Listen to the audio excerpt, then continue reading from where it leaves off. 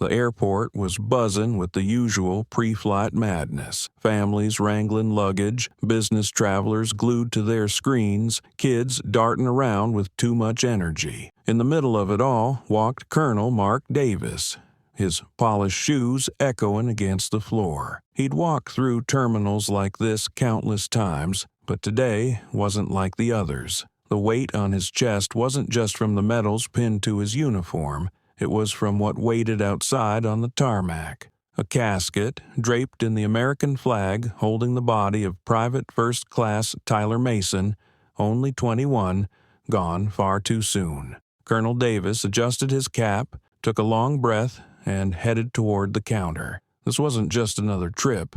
It was a solemn duty, a promise. No one gets left behind. He handed over his military ID and orders to the airline rep. She barely glanced up, typing, then paused. It was only for a moment, but Davis saw it. A flicker in her eyes, a stiff posture, a glance at her co-worker. She asked to see the documents again, voice slightly tighter this time. He handed them over calmly, watching her whisper to a nearby agent who looked back with a blank expression. Something wasn't right. She returned with a forced smile. "I'm sorry, sir. There's an issue with your ticket. We can't allow you to board at this time." Davis didn't flinch. "I'm escorting a fallen soldier," he said plainly, pointing at the paperwork.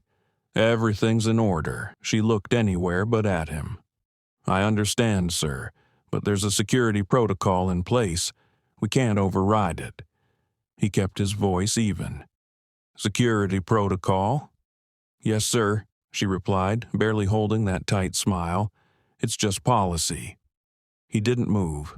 What policy? Behind him, the line had slowed. People were watching, but he stood firm. He wasn't going anywhere without a real answer. The staff stayed behind their counters, quiet and unsure.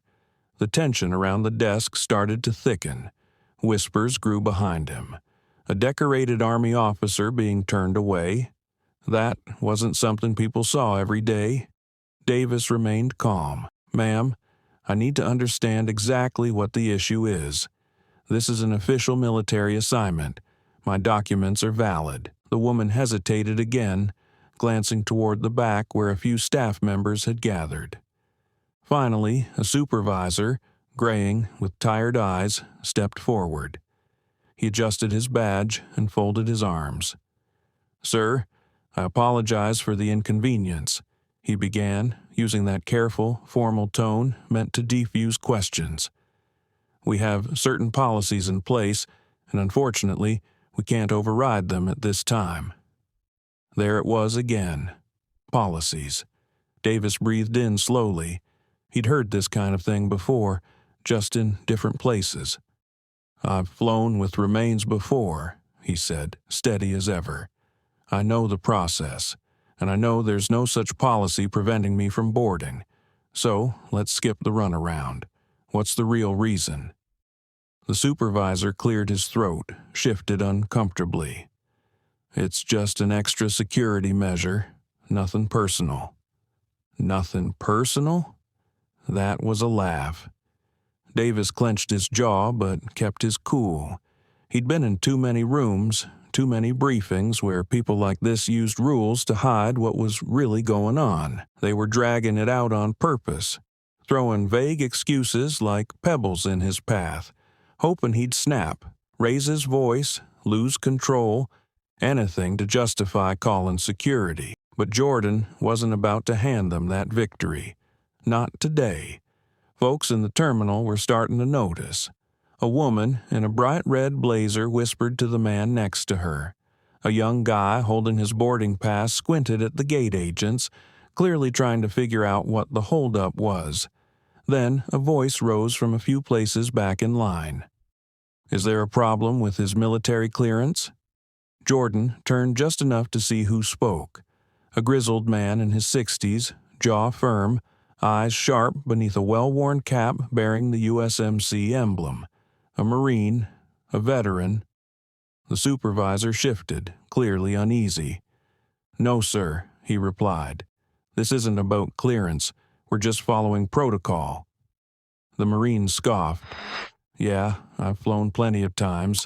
Never seen protocol stop a service member from bringing one of our own home. He folded his arms. So, what is it then? Murmurs picked up. Phones came out. The energy in the room shifted unmistakably. Behind the desk, the original gate agent glanced nervously at her supervisor, suddenly unsure of her footing. The supervisor sighed, rubbing his temple like the weight of the moment had finally landed. "Let me check on something," he muttered, disappearing behind a door. The agent lowered her eyes, pretending to be busy with her computer screen. Jordan didn't move. He stood tall, unmoving, as the low buzz of the terminal turned into something sharper, focused, electric. People weren't just waiting anymore, they were watching, recording. A woman in a denim jacket whispered to her husband, clutching her purse like it was the last bit of sense in the room. "This isn't right," she muttered. "He's in uniform." A college-aged guy in a hoodie started furiously typing on his phone. The airline had a problem now, and it wasn't going away quietly. Jordan kept his face calm, but his mind was tracking everything. Every look, every word, every hesitation. The supervisor still hadn't come back, which meant he was either scrambling or stalling. But either way, the clock had run out. Then a gentle voice cut through the tension. "Excuse me, sir." Jordan turned to see a young woman, maybe 24 or 25, holding up her phone. Her voice was soft but steady. "I don't mean to pry, I just want to be clear. They're not letting you board." Jordan met her eyes and nodded. "That's right." Her eyebrows rose. She hesitated, then turned her phone so he could see the screen. "I'm live right now. People need to see this." That was the spark. Another man raised his phone. "This is messed up," he said, his voice loud and clear. "He's escorting a fallen soldier." Further back, a woman waved toward the counter. "Hey, can someone explain why this man isn't being allowed to board?" The room tensed.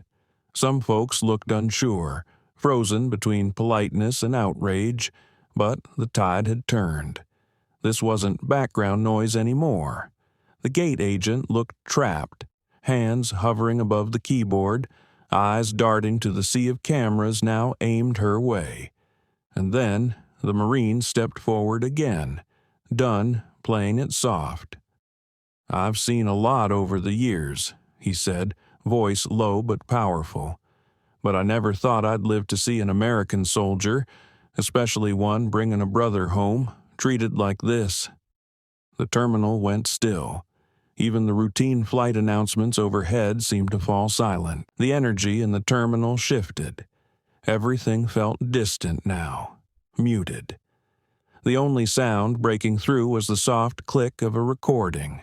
Phone screens lit up like fireflies, each one capturing the unfolding moment. The Marine straightened his back, his voice steady and low. "This is shameful." Across the counter, the airline agent hesitated, her hands trembling slightly as she typed something into her system. Still no sign of the supervisor. Passengers murmured quietly. A baby cried from a stroller, but the mother didn't even glance down. Instead, she stared at her phone, face tightening as she read something that clearly rattled her. Then, somewhere in the back of the line, someone muttered, "It's blowing up online." Marcus didn't need to move.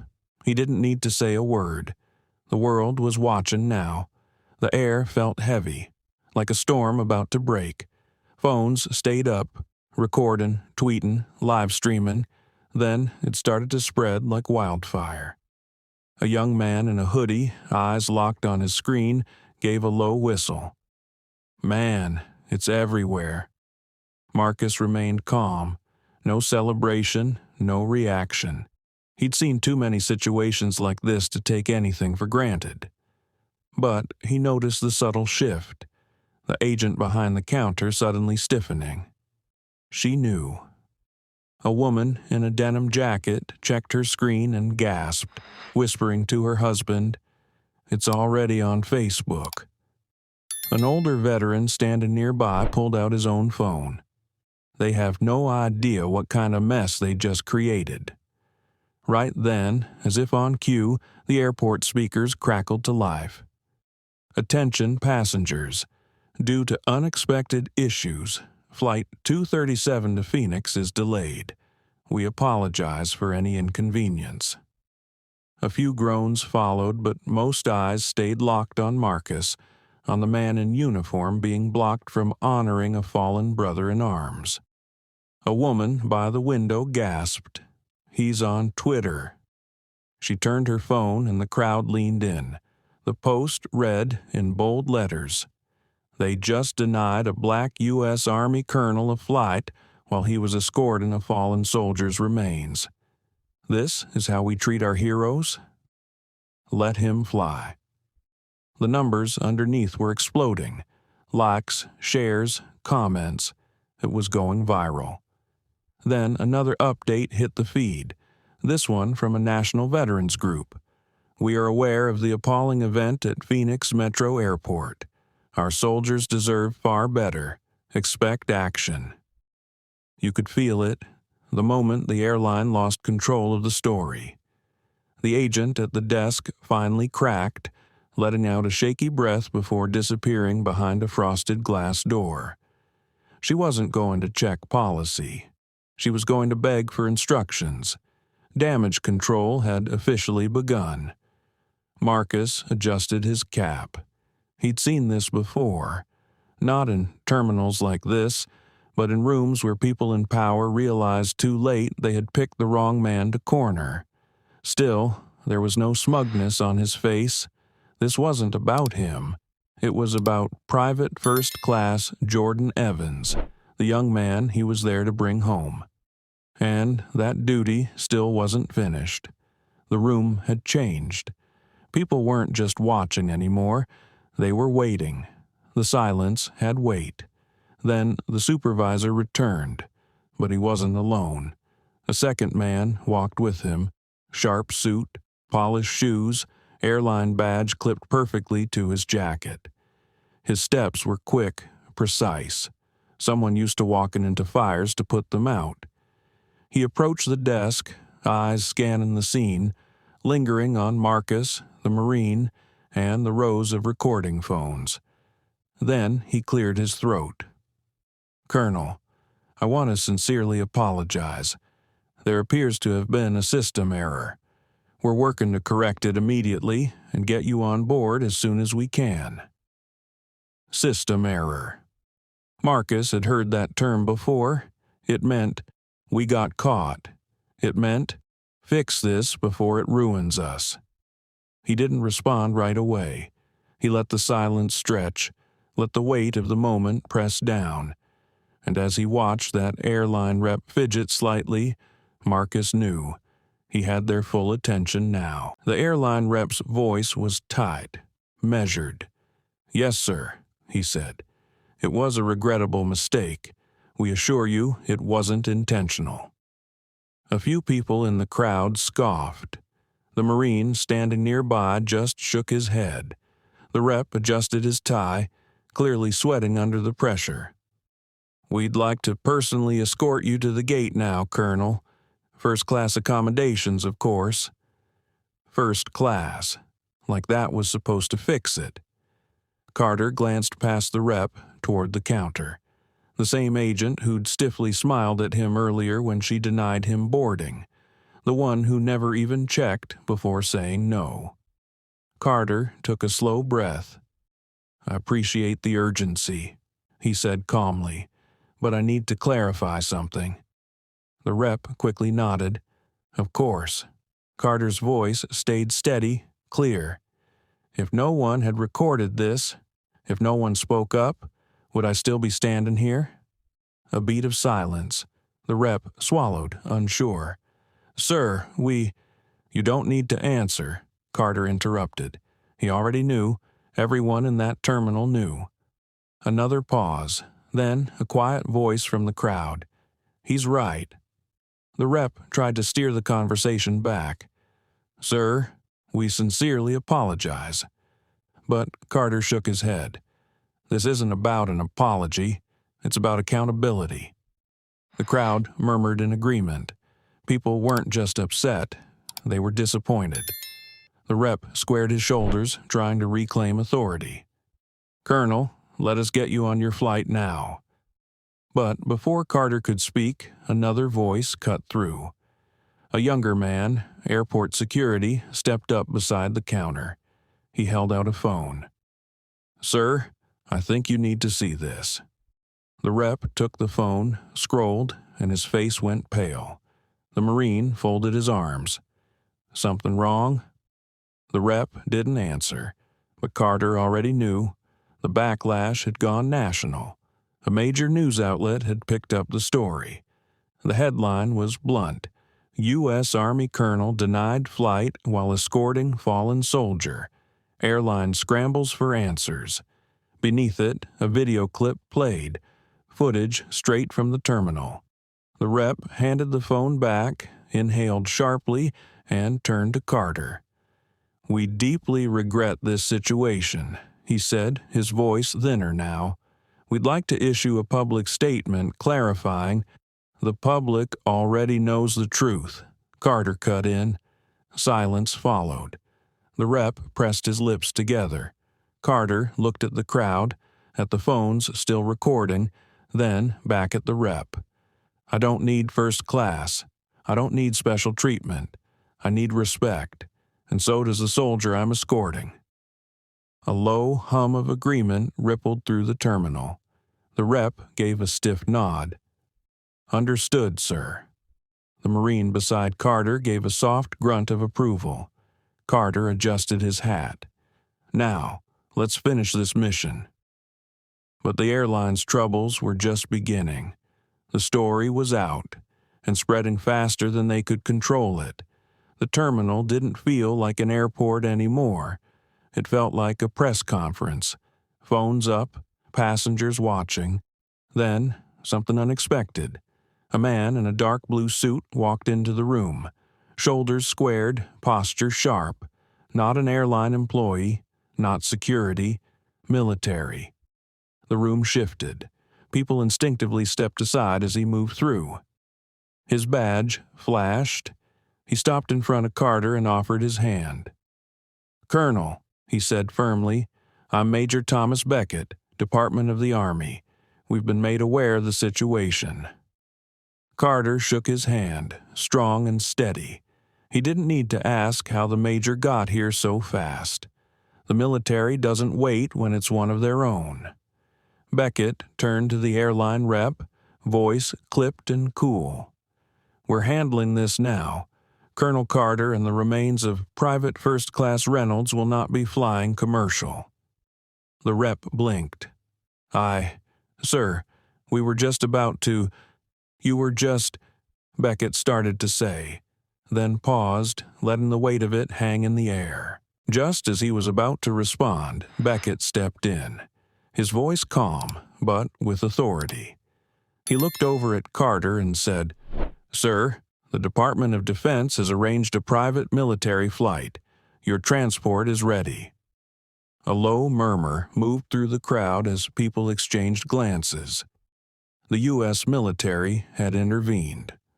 Carter let out a quiet breath, not because he felt rescued, but because the mission was finally back on track. He gave a firm nod. "Understood." Beckett's eyes flicked toward the airline employee one last time. "This will be dealt with," he said, not as a threat, but as a clear promise. Carter turned to the Marine who had watched the whole situation unfold with quiet pride. "Thank you, brother," he said. The Marine nodded. "We look out for each other." Carter gave one final look to the room, the strangers who stood up, who refused to stay quiet, who made sure this moment didn't go unnoticed. He straightened his uniform, lifted his chin, and walked, not toward his original gait, but toward something bigger. For the airline, however, the fallout was just beginning. They thought it would all fade away with a few vague apologies, a corporate statement, maybe a press release from the CEO. But the public wasn't having it. National news networks ran the story. Veterans groups released statements denouncing the airline's behavior. Politicians chimed in, demanding a formal investigation. Then came the financial consequences. Within a week, the airline's stock had taken a serious hit. A trending boycott hashtag exploded online. Customers flooded the company's pages, demanding real answers. And then came the final blow. A coalition of military support organizations filed a discrimination lawsuit against the airline for violating service member protections. The CEO eventually showed his face on camera, calling it a regrettable misunderstanding and saying the employees involved were placed on leave. But by then, it was far too late. Meanwhile, Colonel Carter carried on with his mission. He brought Private First Class Jacob Reynolds home, quietly standing by as the young soldier's family received him for the last time. Carter didn't want headlines. He didn't care for attention. What he needed, what he fought for, was respect. And that shouldn't be something you earn only after a viral video or a national scandal. It should be the default. That moment at the airport, the Marine, the travelers who spoke up, the people who refused to stay quiet, they proved something powerful. When people stand up together, injustice has nowhere left to hide. So if you believe in accountability, if you believe that those who serve deserve dignity, don't stay quiet. Speak up, because silence is what lets things like this happen again. And next time, there may not be a camera rolling,